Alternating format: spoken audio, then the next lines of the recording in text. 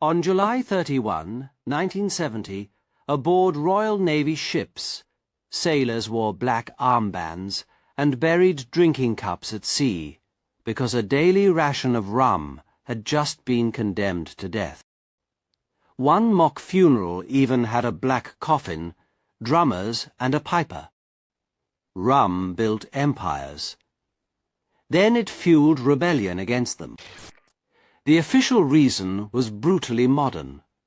Strong liquor no longer belonged in the hands of men operating missiles, radar, and complex machinery. But the funeral made sense.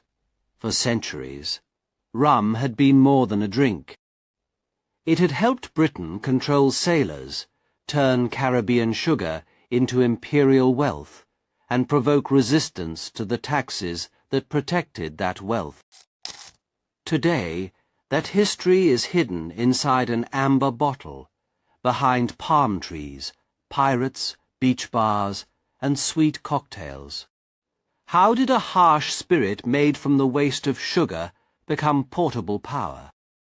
To answer that, leave the mourning sailors behind and walk into a boiling house on Barbados over 3 centuries earlier. Carry one object. Not the bottle, the barrel. A barrel could carry a sugar plantation's leftovers across an ocean, survive for months, become more valuable with age, pay a debt, supply a warship, or slip past a customs cutter. That barrel is the object that explains rum. In the 1640s, Barbados was being remade. Small farms gave way to sugar estates. Windmills crushed cane. Furnaces burned beneath copper kettles. Land, capital, and human beings were pulled into a plantation system designed for one purpose: produce as much sugar as possible. As cane juice boiled, workers skimmed froth and impurities from the copper vessels. Other dark residues remained after crystals formed. These substances looked far less valuable than the sugar packed for Europe. But they still contained fermentable sugar, and in an economy built to extract value from everything, that made them an opportunity. Richard Ligon, a visitor who lived on Barbados from 1647 to 1650, published one of the earliest accounts. He described an island drink made from the skimmings of the sugar coppers. People called it Kill Devil. His wording matters because the origin story is messier than the claim that one planter suddenly invented rum from molasses. Cane spirits existed elsewhere, and early Caribbean distillers used juice, skimmings, and other residues. The word rum was not yet stable.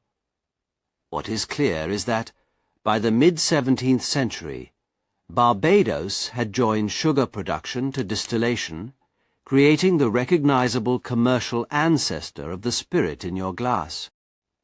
The process was simple in outline and difficult in practice. Sugary liquid was left to ferment as yeast converted sugar into alcohol. The resulting wash went into a pot still heat, lifted alcohol and aromatic compounds as vapor. Cooling turned them back into liquid. A second distillation could make the spirit stronger. Fresh Kill Devil was rough, hot, and inconsistent. But it had advantages sugar did not. It could wait in wood, travel in a ship's hold, and sometimes improve while doing both. The plantation had discovered how to turn residue into inventory. Nothing about that discovery was innocent. Enslaved Africans planted and cut cane, fed crushing mills, tended scalding kettles, moved vessels, and worked around fire, blades, and boiling liquid. Sugar already demanded punishing speed because cut cane deteriorated quickly. Distillation extended the industrial day and extracted another saleable product from the same coerced labor. Rum did not merely use a convenient byproduct, it made the plantation complex more efficient at converting stolen land, stolen time, and stolen lives into wealth. The cheerful glow of the finished spirit began in one of the Atlantic world's most violent workplaces. Planters issued rum to enslaved workers and servants as part of plantation provisions, using it as a cheap ration and another tool of management. But a commodity never belongs entirely to the people who sell it. Enslaved and free Caribbean people also used rum in their own social, spiritual, and healing practices. In some documented conspiracies and uprisings, shared drinks helped seal oaths and strengthen alliances. That reversal is essential. Rum could serve the plantation ledger in the morning and enter a ritual of resistance at night. The same liquid held coercion, relief, community, and defiance, depending on whose hands controlled the cup. Outside the estate, rum moved easily through ports. Barrels did not require delicate packaging. They could be rolled, stacked, warehoused, divided, pledged, and resold. Some merchants treated rum almost like currency. Aging could add value instead of destroying it. Soon a drink first produced for local demand became an Atlantic commodity, and the barrel connected the cane field to markets that had never seen a sugar mill. Rum's first great transformation was complete. What began as the low-status remainder of luxury sugar had become portable value. Then the barrel went to war. After England seized Jamaica from Spain in 1655, rum became increasingly available to English naval forces. The Royal Navy had long supplied alcohol because beer was bulky and often spoiled during warm, extended voyages. Distilled spirits concentrated more alcohol into less cargo space and survived the journey. Rum did not instantly replace every beer or brandy ration everywhere, but it gradually became embedded in naval provisioning. A Caribbean plantation product was now helping sustain the fleet that defended Caribbean plantations. Empire had created a perfect circle. Conquest secured rum, and rum supported the ships that secured conquest. The ration also solved a problem of command. Naval labor was exhausting, dangerous, and enforced by discipline. An issue of alcohol offered calories, relief, reward, and ritual. But neat rum could also produce drunkenness when an officer needed coordinated work. In 1740, Vice Admiral Edward Vernon ordered the daily allowance mixed with water and divided into servings. Vernon was nicknamed Old Grog, probably for the grogram cloak he wore, and the watered drink inherited the name. The point was not kindness. Dilution made the ration harder to hoard and easier to govern. Even pleasure arrived by measure, under an officer's eye. A later myth turns Vernon's grog into an instant cure for scurvy. His order merely allowed sailors to buy sugar and limes for taste. The Navy's standard lemon juice issue came decades later. The distinction shows how easily rum history becomes advertising. The real innovation was administrative. A half pint, water, fixed hours, witnesses, and a common tub converted a volatile drink into a routine. Every serving told a sailor that the Navy could reach into his working day, grant a pleasure, control its strength, and take it away. The cup was small. The institution behind it was enormous. Across the Atlantic, another rum system was growing in British North America. New England merchants imported molasses from Caribbean plantations, and local distillers turned it into rum. Fisheries, lumber, livestock, shipping, credit, and distilling became entangled with plantation demand. The old schoolbook triangle, rum to Africa, enslaved captives to the Caribbean, molasses to New England, captures one route, but disguises a far more complicated web. Ships rarely followed one perfect circuit. Cargoes, credit, and people moved through many ports. Still, the central fact survives the correction.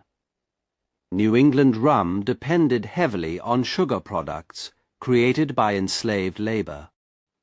Some traders became directly involved in trafficking human beings. Smithsonian records from the DeWolf family document a particularly stark chain. Molasses from enslaved labor on Cuban plantations traveled to Rhode Island, where DeWolf distilleries made rum. Their vessels carried rum to Africa, acquired enslaved captives, and sold people in Cuba and other ports.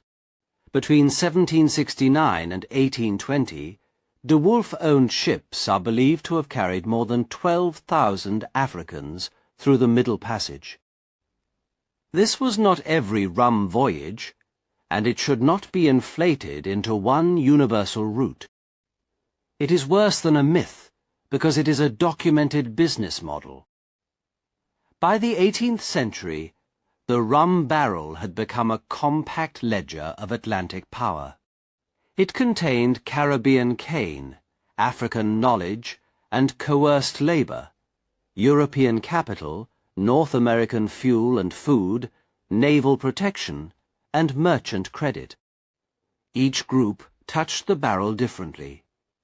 A planter saw another revenue stream. A distiller saw raw material.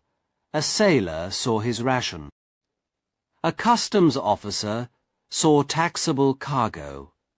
An enslaved worker could see both violence and a substance reclaimed for community or resistance. Rum's meaning changed every time custody changed. That made it valuable to empires and dangerous when an empire tried to control who could buy it. In 1733, Britain's Molasses Act placed a steep duty on molasses imported into British colonies from foreign plantations. The purpose was protection, steer colonial buyers toward sugar producers inside the British imperial system. But French Caribbean molasses was often cheaper, and New England distillers needed enormous quantities. Smuggling and lax enforcement softened the law. The barrel simply learned to move around the tax collector. For 3 decades, this uneasy bargain allowed colonists to profit inside the empire, while quietly ignoring rules designed to organize that empire's trade. The bargain tightened after the 7 Years' War.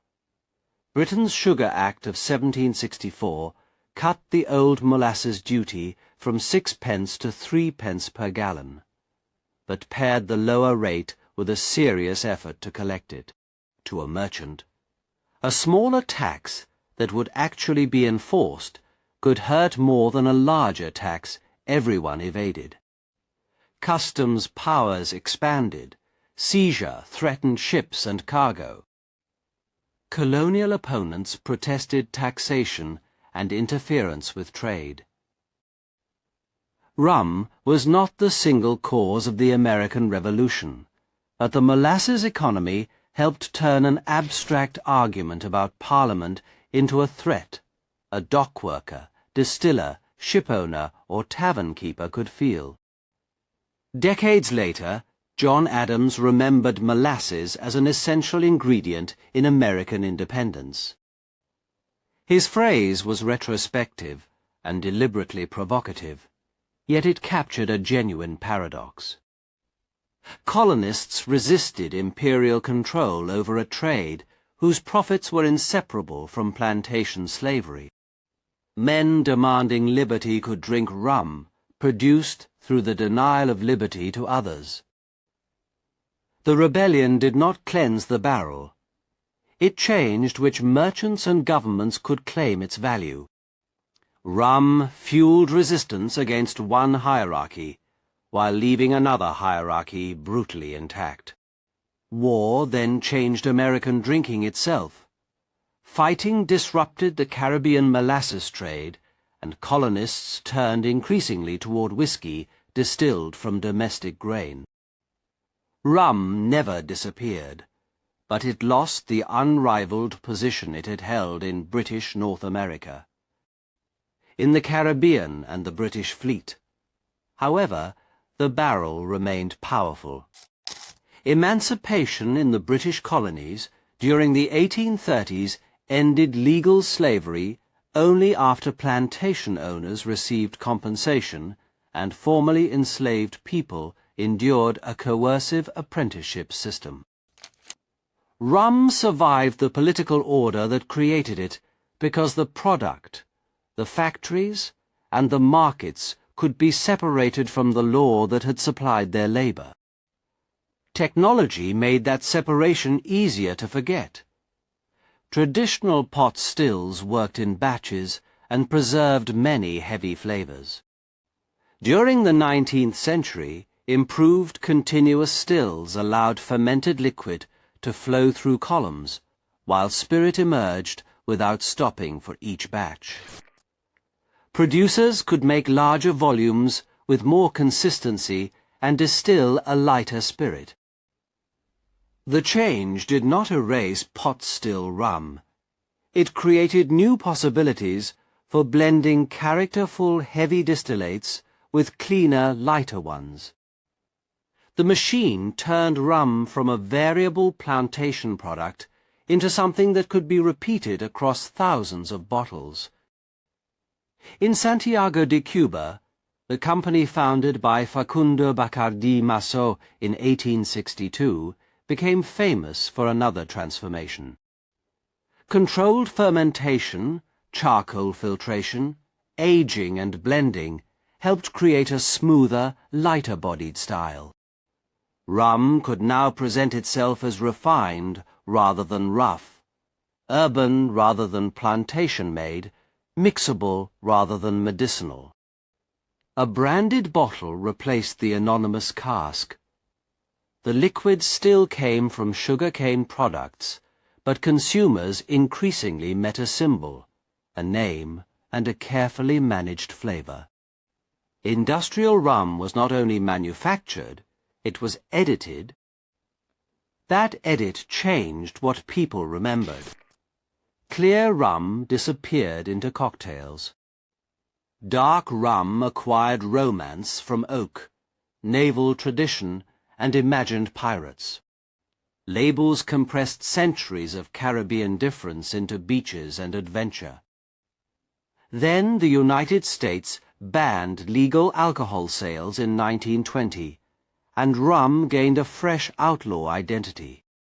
Large foreign ships waited beyond American waters on what became known as Rum Row. Smaller, faster boats ran cases toward shore. By 1922, federal officials counted hundreds of mother ships near American coasts. A spirit once rationed to enforce order now sold because people wanted to violate it. The chase accelerated both sides. Smugglers used radios, hidden compartments, seaplanes, false ship names, and high-speed boats. The Coast Guard answered with intelligence units, aircraft, patrol boats, and destroyers. Treaties stretched the distance at which suspicious vessels could be searched. National Archives records describe a floating borderland of bribery, piracy, storms, gunfire, and extraordinary profit. Calling every illegal bottle rum became part of the era's language, even when ships carried whiskey, gin, or champagne. Rum had grown larger than its own ingredients. It now meant contraband itself. Modern law offers a cleaner definition. In the United States, rum must be distilled from fermented sugarcane juice, syrup, molasses, or another sugarcane byproduct, and it must retain the character associated with rum. That broad family includes grassy cane juice spirits, intensely aromatic pot-still rums, light column distilled rums, aged blends, and styles shaped by particular islands and national rules. There is no single Caribbean flavor, because there was never a single Caribbean history. Language, colonial law, equipment, climate, local skill, and access to molasses all pushed producers in different directions. Reducing rum to slavery would erase the Caribbean people who transformed an inherited industry into living craft, culture, employment, ceremony, and identity. Erasing slavery would be worse. The honest glass must hold both. Rum is a record of extraordinary technical knowledge. Fermentation managed in tropical heat, stills tuned by smell and taste, barrels blended across years. It is also a record of who owned the cane, who performed the dangerous work, who collected the profit, and who was allowed to disappear from the label. Craft does not cancel exploitation. Exploitation does not cancel Caribbean creativity. And that brings us back to the tiny cup buried in 1970. The Navy ended its daily rum issue because the old bargain between alcohol and labor no longer fit a ship filled with delicate machines. Sailors marked the loss with black cloth and mock funerals. But what died was more than a ration. It was the final official ritual linking a modern fleet to the plantation barrel. The warship had changed. The drink had already escaped into supermarkets, resorts, cocktail menus, collectors' cabinets, and global brands. The next time you pour rum, pause before the pirate appears. Smell the fermented cane, furnace smoke, salt air, and oak that the label turns into amber simplicity. Remember the barrel rolling from boiling house to dock, from warship to distillery, from customs seizure to cocktail bar. Rum built empires because it made sugar's remnants portable and profitable. It fueled rebellion because control over that value by planters, navies, tax collectors, merchants, and enslaved people resisting bondage was never secure. The glass is enjoyable. Its history should not be easy. Follow Food Empire History wherever you listen or watch, and join us for the next story hidden in plain sight on your table.